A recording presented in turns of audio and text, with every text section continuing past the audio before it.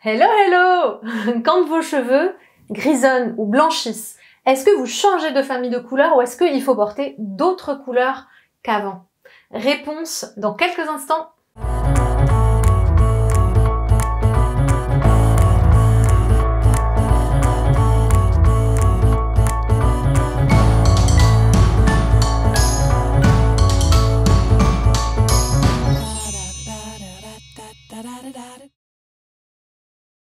Il est effectivement logique d'imaginer qu'on va porter d'autres couleurs parce que nos cheveux ont changé de couleur. C'est pareil pour le bronzage. La couleur de la peau va foncer, s'éclaircir, changer de petite pigmentation avec l'âge.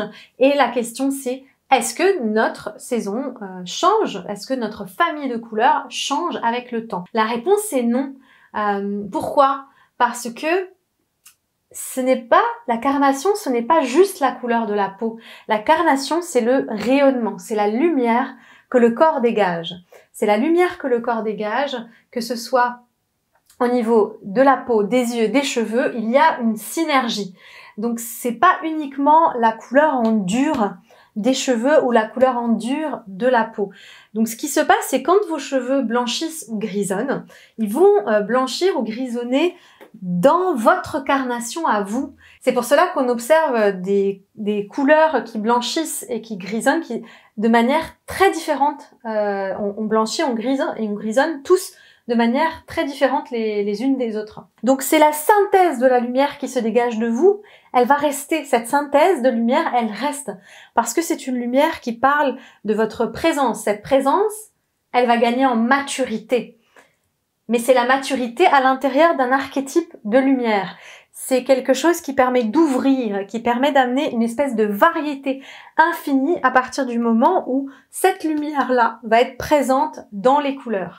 Il est possible que vous soyez plus attiré par certaines teintes plutôt que par d'autres quand les cheveux blanchissent ou grisonnent. Et c'est là où c'est intéressant de pouvoir voyager à l'intérieur de cette infinité de couleurs qui contiennent la même lumière que votre corps. C'est important pour moi de vous montrer ces exemples, de prendre des stars connues pour voir leur progression comme nous les connaissons, que c'est des personnages publics, c'est facile de trouver des photos. Donc voilà, c'est important de voir la personne jeune et la personne plus âgée. Il y a une continuité dans la lumière.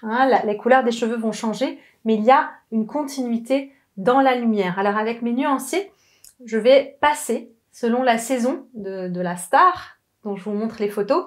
Voilà, on va regarder ensemble comment choisir des couleurs différentes dans le même rayonnement. Dans la même famille de couleurs, on peut naviguer dans les différentes teintes.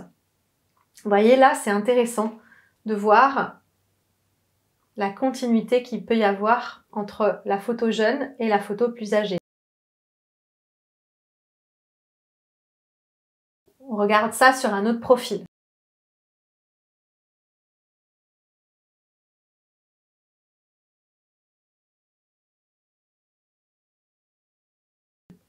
Un autre profil, à nouveau, un autre nuancier de couleur. Voilà, et de cette manière-là, ça vous donne une idée pour vous pouvoir vous projeter si vous sentez plus proche d'une de ces personnalités.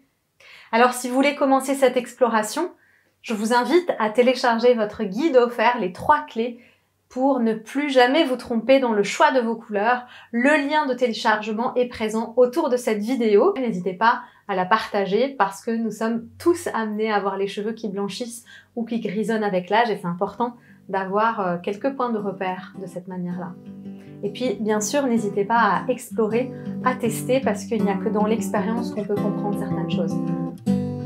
À très bientôt.